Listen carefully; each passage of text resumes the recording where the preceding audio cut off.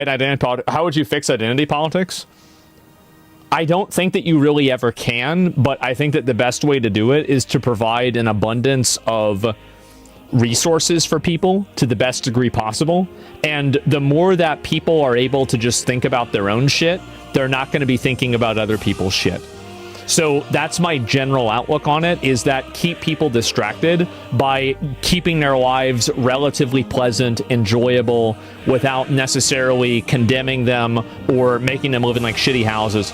So that's a slop answer. Well, it's not though, right? Because if somebody is occupied with their own life, they're not going to be thinking about and angry about a bunch of other fucking people.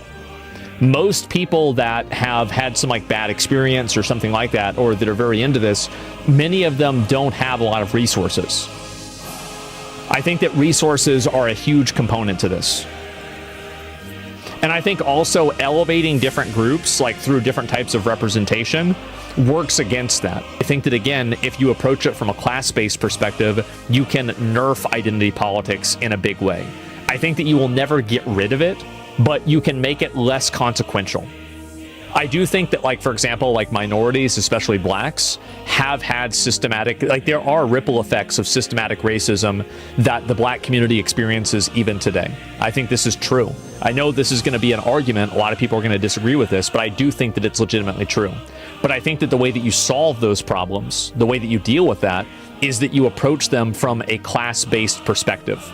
Because some families are more affected by it than others, and there are other white families that have the basically same problem, but it's just in reverse. Is that socialism? Social security, you could say, is socialism. The idea that something is bad categorically because you could describe it as socialism is lazy, brain-dead thinking. You should look at what a system is this system beneficial or not, rather than tying your beliefs to a preconceived notion of a blanket term.